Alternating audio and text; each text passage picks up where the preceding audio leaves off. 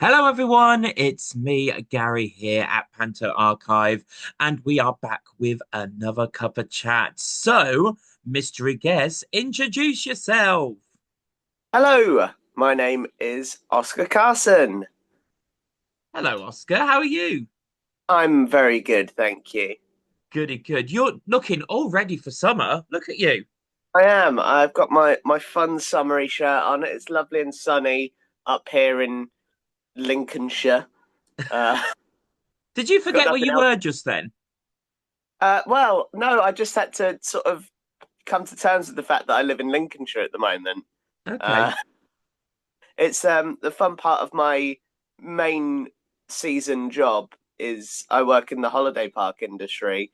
So I sort of work all around the country, and this year I'm in Lincolnshire, And is which is Lincolnshire nice? I can't say I've ever been, but it's very flat. So if you don't oh, like hills, it's for you. And if you're a big fan of farms, there's a lot of them.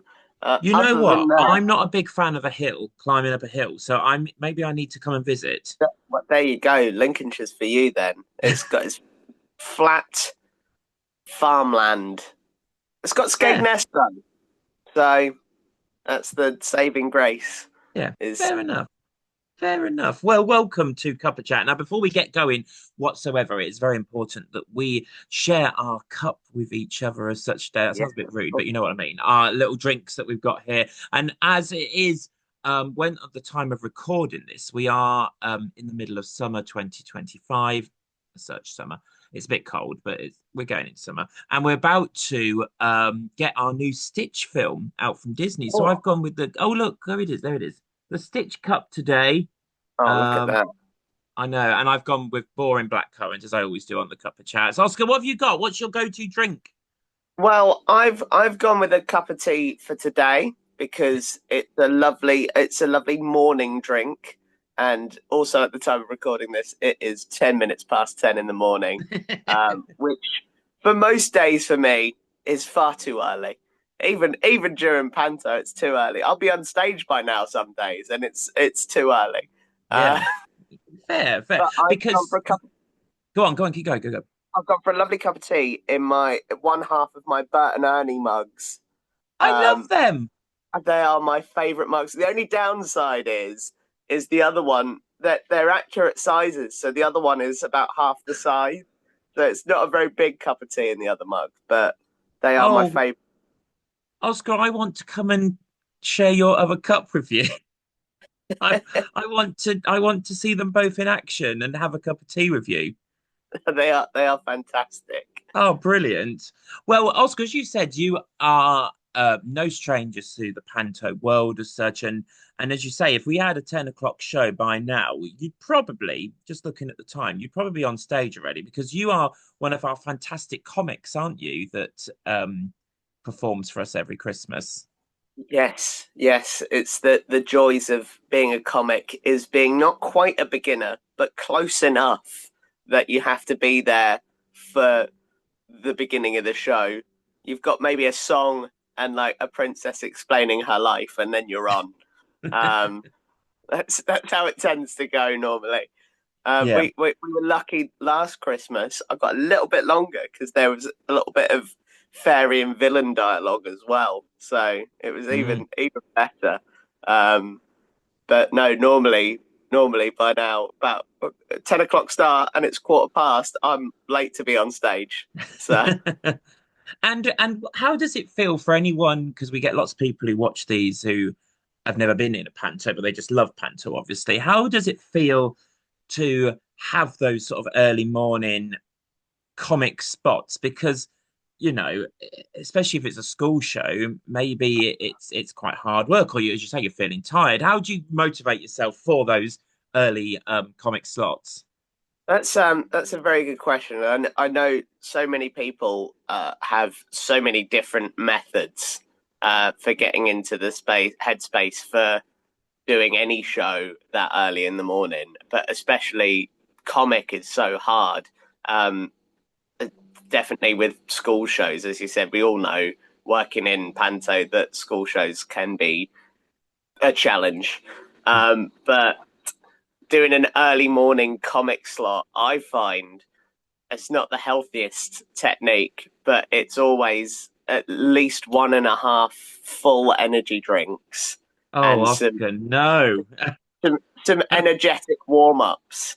I find the I don't know if it might just be my personality, but to get me in the headspace to do a panto in the morning, I have to have wound up about three people, and then I know if it's early in the morning and I'm in the right headspace, nobody else is wanting to be there that early in the morning as well. So if I'm giving it my normal self and they're being like, oh, this is a lot for this early in the morning, then I know that I'm there and I'm ready to go.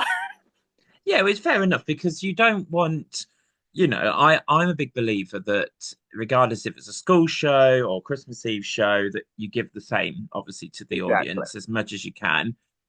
But as you say, there is some people that maybe are like, oh no, it's only a kid's show. But as the comic, sometimes you have to even do more, don't you, for these school shows and things, Oh, yeah. because they're the ones that you're going to have to get those reactions from throughout the whole show. I remember my first panto I did. I say it like it was years ago. It really wasn't. But the first panto I did was at a theatre that was at a school. And it's a beautiful theatre. But the first two or three school shows we did were kids from that school. And it was a secondary school. So they were all older and they were one, all considered themselves clearly a bit too old to be watching a panto. But two, the school had decided because it's at the school, the teachers didn't need to be in the room. Mm, So that was a challenge. And that two of those shows, one of them that the kids were so loud throughout and they were just shouting the whole way through. Um, and then the other one, it was like some older kids. I think they were like year 10s, and it was a room full of them.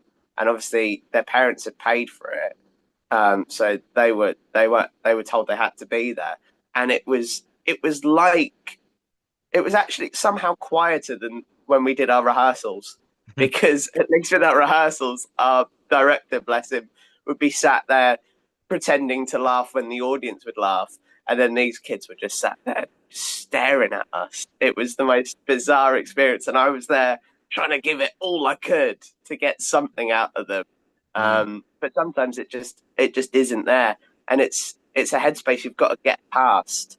I know so many comedians and performers out there who are in the same mentality where the whole room could be loving it, but you see one person who's just sat there not enjoying it, and that's what hits you, and you're spending then the rest of the show trying to make them laugh, Yeah. um, which it can be difficult getting past that for Yeah, sure. I 100% agree with that. As a dame as well, you see, obviously, you get points when the comic is doing their bit and pieces, and you're just having a little scour around for like who you're going to pick on. Yeah. And as you say, you see sometimes the most miserable person in the world, and you're like, oh no, we need to make you, especially at Christmas, we need you to enjoy yourself. And yeah, it It's does that's get you a that's little what I bit find sometimes. the joy of Panto, especially when you're working with a producer or a company that doesn't mind you ad libbing a little bit, is if you see that person in a Panto, you can point them out, and Mm, you can get a laugh, even if it doesn't get a laugh out of that person. Their family will find it funny, and and then they'll cheer up because their family are enjoying it at the yeah. least. It's the same working in holiday parks. I've found I'll always see the whole room enjoying it. They'll see one person. There's always someone who's not happy with their holiday, and you Yeah. go and pick on them for a little bit, and they cheer up a bit, Mm, which it makes it a lot better. And then yeah. everyone's in. If it's done right, it can definitely change someone's opinion on the day, on the show, and that's what's so important about Panto and about theatre in general. It can really have that different feel factor. Um, what I'm interested to know about you, Oscar, is what your sort of comic style is as such, because we're getting a lot nowadays, and I kind of know the answer because I've obviously done my research on you, but for everyone else, um, we get a lot of comics now that have a specialist skill, or it's more like, I don't know how to describe a sort of a not a clown from a circus that you dress up, but that has those sort of techniques of juggling or um, unicycling or something. Or is the day of an actual comic coming out and doing some gags gone? What's your style of comic? So my style of comic, for the most part, I come from a family of very funny people, is always a bonus. And I said this very recently about my nan was one of the funniest people I've ever met. And you could say something and she'd have a joke for it like that. And it was, and I like to think that I get some of my humor from her. Um, a lot of my Panto comic style comes from the Pantos I watched growing up. Hmm. I was very lucky to. I'm from Kent, so the Panto I grew up on was the Marlow Theatre Panto in Canterbury. Mm. So a lot of my how I am as a comic is influenced by that sort of evolution style of comic, where it's very sort of wanting to speak to the audience and make those little jokes and not taking myself too seriously. Um, which I mean, some people disagree with that as panto companies, and I've had to try and say no, but it is funny, and this is what people expect of a panto, and it's trying to work around both of those. I do have specialist skills that I have offered to panto companies, and whether or not they've decided to integrate them into the shows, I can do magic. I can ride a unicycle. I offered for my last panto either unicycle or tiny bike for my intro, and that we went with tiny bike because it logistically works better for the size of this venue and stage. And it got such a great laugh because nobody was expecting this comic to come on this bike that's genuinely about this big. Hmm. Um, but for the most part, I like to think that I do have that traditional comic in me where I come out, do some jokes, play between the dame, and I've been lucky to work with some fantastic dames who I've been able to bounce stuff off with, and even when we're doing bits of the script, even when we're just doing the script and doing what we've been told to do, we've found ways that we can play with it to make it funnier and just make it more enjoyable for the audience and for us as well. I've Yeah. I've I'm a very firm believer that if I'm having fun and I look like I'm enjoying myself because I am, then the audience will enjoy it so much more. Hmm. Yeah, I totally agreed.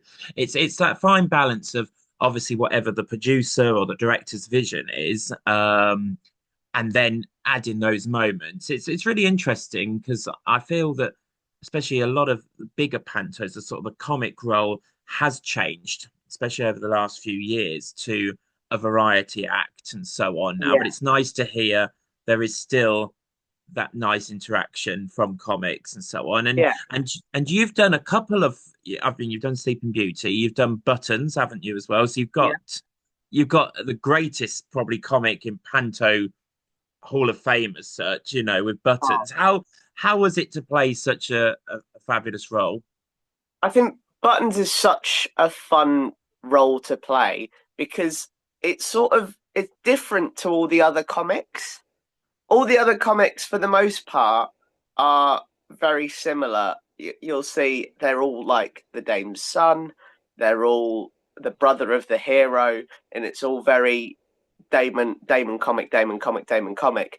Buttons is different because Buttons is he's Cinderella's best friend. They've known each other for years, and he is in love with her. And you see maybe some other pantos trying to take that similar sort of characteristic, but none of it is quite the same as Buttons because Mm, he's not related to anyone. It's sort of if you've got two sort of dame sisters, it's the opposite. mm, You're playing against them. You're still doing scenes like I did my ghost gag with the sisters, but it's very different because you're not playing it in a friendly way. It's sort of this, we're in this together, but it's not fun being this close to you and stuff like that. But I think there's something about Buttons as well where he's just a big kid. He's he's like a toddler after 15 Red Bulls. He's got so much energy and so much childlike joy in him that you see that like you can put into other comics, but it's the most fun seeing it from Buttons, Yeah. um, which I just really enjoy from him. He's so fun to play. Buttons is a great character, and well, I think Cinderella has obviously been the title for many years for a certain reason. You've got a different dynamic, as you say, from your comic. You've got a different dynamic from your dames. Obviously, traditionally, we're I think moving away from that a little bit now, but it's still the same characters. It's still the same, dynamics that can be played, regardless whether you're a man, a lady, whatever. It doesn't matter anymore. But the story is such a strong Panto story. Do you think there's anything yeah. better than Cinderella, Panto wise? What's your personal favourite? Oh, that's a really good question. So I actually a few years ago um tried to rewrite um Aladdin, because Aladdin is one of the other absolute classic pantomime stories, and Mm, it's such a lovely, beautiful story. And it's got it. If you look at the history of pantomime, it's one of the first and one of the originals, mm, and it's got the most heart of pantomime in it. Um, and it was a few years ago when I myself and a lot of people watching it were starting to realize that the way Aladdin is traditionally done as a pantomime maybe doesn't work as well in today's society and way of looking at things, which is fair enough. But nobody at the time, obviously now, every panto company, every big company near enough is changing it and rewriting it. I know Evolution's version of it now, they're setting it in the town that it's in and having it as just changing little bits so it's not a laundrette, they run a joke shop, stuff like that. But I mean, without trying to sound like, oh, I was doing it before it was cool. About 5 years ago, I started writing a version of Aladdin that was set in the town it was going to be performed in. But it was sort of a joke. It was going to be called Alan and the Cave of Wonders. And it was about, it was all the story of a pantomime of Aladdin, but it was about this boy called Alan who, for the most part of the show, was just going to be a normal man, and then the rest of it was so over the top pantomime around him. And it was the story of Aladdin, but then also the story of Alan on his journey to becoming a proper pantomime character and being at home in Pantoland. mm. And then obviously it's a bit pointless now because everyone's done that version of Aladdin.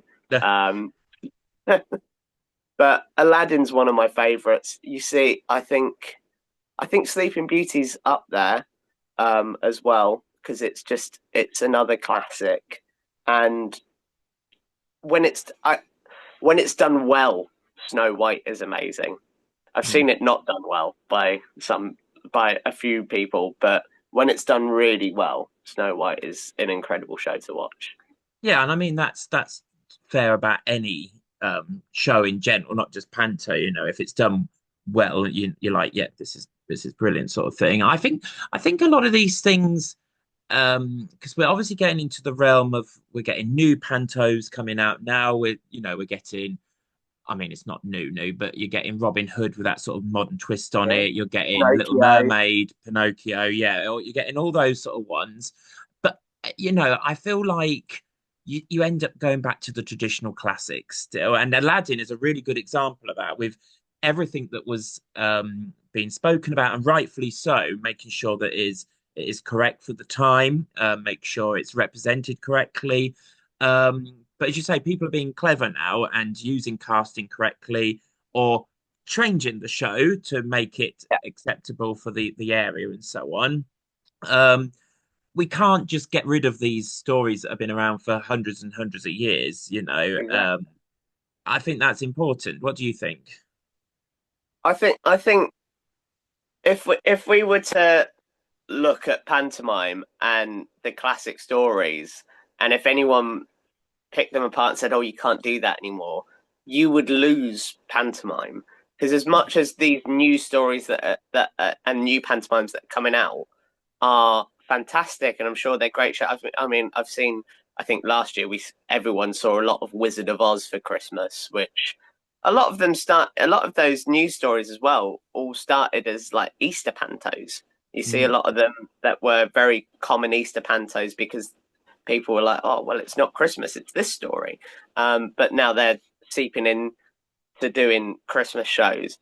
But the thing you'll find with them is that they essentially are all the elements of those classic shows, but it doesn't feel quite the same.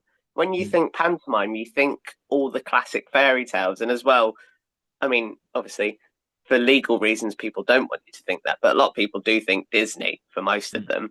Um, and when you go to doing something that's maybe not as traditional, I think you're losing the heritage and the joy of pantomime. I think the fun of panto is generational, and being able to have like your parents, your grandparents take you to panto, and they've seen that panto. mm, I've enjoyed growing up going to the Marlow, seeing the same show, seeing like Sleeping Beauty. I've seen twice at the Marlow. Aladdin we've seen twice at the Marlow, but seeing how it's different each time, mhm. and but and then enjoying the elements of it still being that show, but Yeah. with a different cast, with a different story, different jokes. Mhm. People come in for that. But there's an element where if you actually think of a panto, and there's companies that have taken it a bit far, people don't really care about the story, Mm, but the story is what I mean. The story is what you're going in for, and you love the tradition of it being that story, and it's almost some pantos almost treat it as a joke itself when they have to do the bits of story, mm, um, which is a funny way of doing it. Um, but yeah, I think you can't lose all those classics. mhm. You can, Yeah, and I mean and there is classics that have disappeared, and just before COVID, like Humpty Dumpty was coming back here again, and I'm afraid you that see sort of Dick got. Whittington less and less now as Yeah, well. yeah, and actually, I'm very excited because that is on our radar for future possibilities with us. And as you say, I've never done that personally. I went to see it when I was a kid, so I'm desperate to do it. But companies just don't do it, maybe because it's not Disney. I mean, Crossroads are really good. They do mix it around, obviously, for um, the different tides and so on, and do a nice mixture of new and traditional pantos, which I think is great. And a lot of companies are coming on to that now. It was interesting you said about Easter and summer pantos, and we even get October Halloween pantos Oh, yeah. now. Do you think there is a place for that? Obviously, I hope you say yes because I'll be out of work most of the year else. But do you think it takes away from the Christmas excitement, or is it just good to celebrate panto all year round? I think it's fantastic to celebrate Panto all year round. I think it's a waste to just have Panto at Christmas, especially from a business standpoint. I think a few years ago, somebody once said that about 70% of most theatres' income comes from doing a pantomime, Mhm. and that's just Christmas pantomimes. So bringing in those pantomimes for some people, famously, we all know it's some people's first experience into theatre. A lot of people, it's their only time they go to the theatre.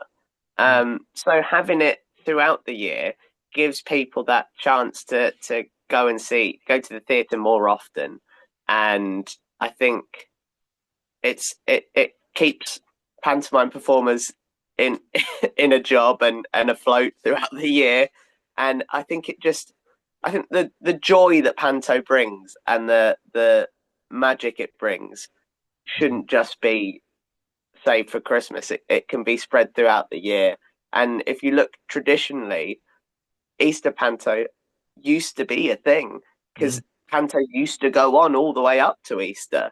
yeah. Um, so bringing that back is quite nice, and using it for different. I've worked on some Easter pantomimes, and as saying earlier, it's also a great opportunity, Easter and summer pantomimes, to test out a new idea, Mm, because you don't want to use up all your classics over Easter. So you try out. You see Alice in Wonderland's out there, obviously Pinocchio's. I mean, Beauty and the Beast for a while. It mm, it got done here and there over Christmas pantomimes, but predominantly for ages was being done as an Easter panto.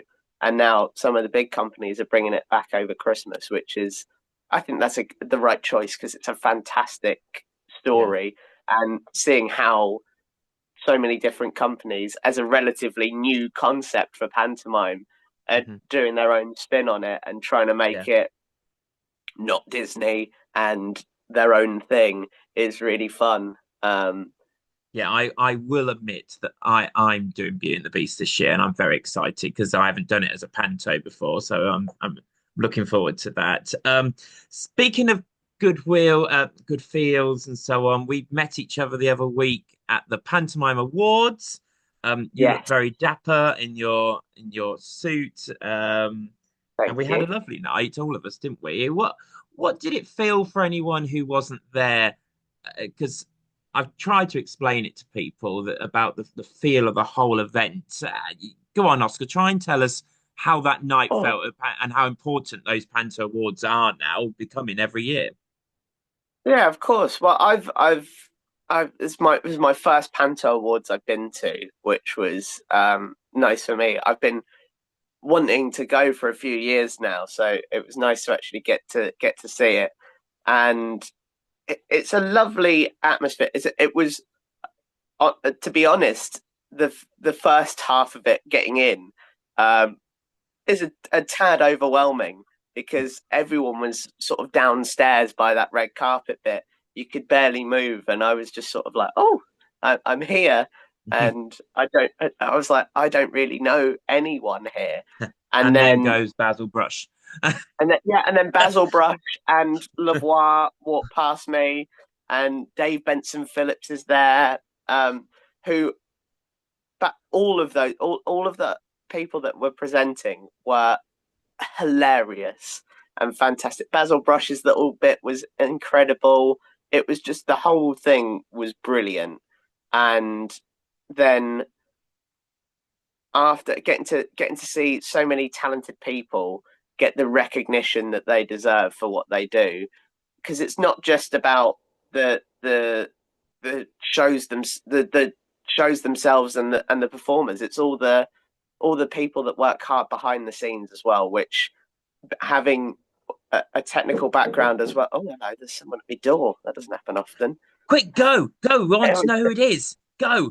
Live, look. We need to know who it is. I can't wait to know who's at Oscar's door. It could be the Panto Award people saying, you better be saying good things about us. Maybe he's got an invite again for next year. Who knows? Who is There it, you go. Oscar? It was the maintenance man.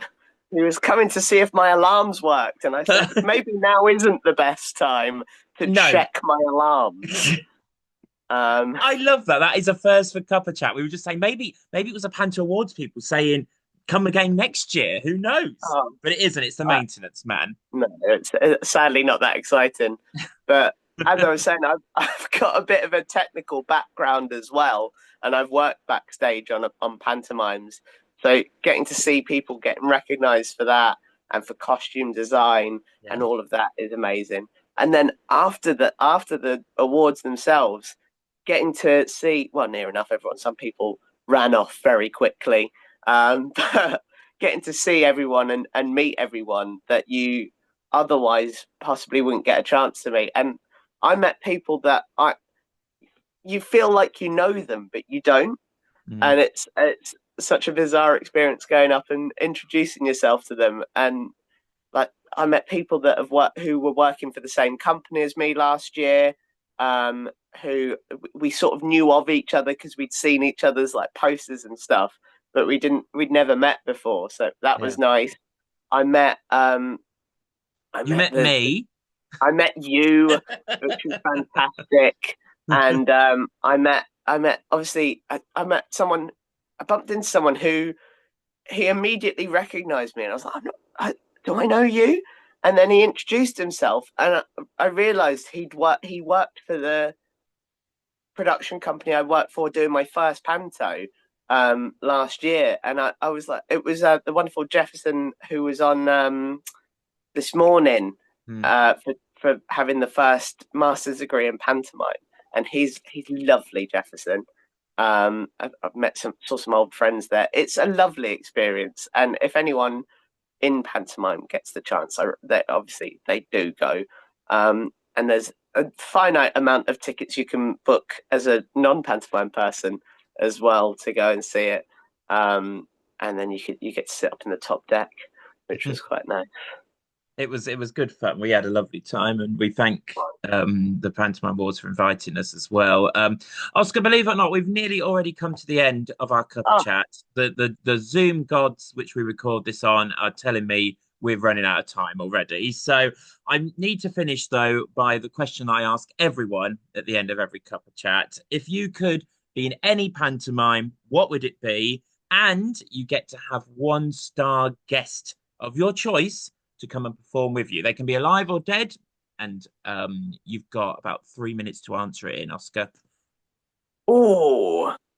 Well, I was inspired the other day actually. I saw someone had bought a pantomime vinyl on Facebook, and it had a cast list on the back, and it had the Ugly Stepsisters as Morecambe and Wise, and that feels like it would be incredible. Yeah, Um, wow. I would the ultimate one for me would have been. Do you remember the ITV pantos? Yes, The yeah. ITV Cinderella We with don't all watch them um, on YouTube when we're not supposed to. with Palmer and oh, what's his Ronnie name? Corbett was in it and Ronnie so on. Corbett. That's Yeah. the one. And obviously, I would take was it Frank Skinner as Buttons? Mhm. I would go for that one. It's was one of my favorite growing up, and I think it's still one of my favorite Cinderellas now. It was an incredible show, so I think I'd be Buttons in that one. Yeah, Just fair. a one. Maybe we should start the campaign, Oscar, to get ITV to bring these back again, or Well, BBC, any 100%. any channel. We don't mind who it Well, is. yeah. I was gutted when they stopped showing them. Yeah. And I I mean, to think be fair, there is still Panto out there as such. I mean, CBeebies, I know it's yeah, for the little kids, obviously, but they do a fantastic Panto for the younger audiences every yeah, year. And they open it to the public to go and watch it recorded live and so on as well. But yeah, let's get the ITV old Pantos back. I love them. definitely, definitely. I think we should bring them back and get them to do some new ones as well. Because some of the celebrity appearances in those were a little bit dated when I was watching them. But Hey, we could get Tom Daly as Buttons still. That we could make this happen. ITV, if you're listening to the Cuppa Chat, we want them back, and we want Paddy McGuinness and Tom Daly and Alison Hammond in Panto on ITV. that would be incredible. Oscar, we've come to the end now of our Ah, Cuppa Chat. I know it's sadder than that. ah, Thank you. And it's still only 11:15, so we'd have just about to have the interval any second now, which is wonderful. If we were in Panto World at this point. But thank you so, so much for joining us. thank Have you you for had having me. fun? Yes, it was great fun. And I enjoyed the maintenance man. I wish he'd have come on the screen as well. We Oh, could have had a cameo in the middle of it. he could have he could have had a lovely the sound of three alarms going off at once on the Yeah. call. I mean, fair enough. Fair enough. Well, if you've enjoyed yourself, remember there's loads and loads of Cuppa Chats on the website and on our YouTube channel. We'll share all the details to Oscar's social medias, etc., on the video as well. See you soon, Oscar. See you later. And I'll see you again next time for some more Cuppa Chats. Ta-da, ducks! Now, how do you stop this thing? I never know.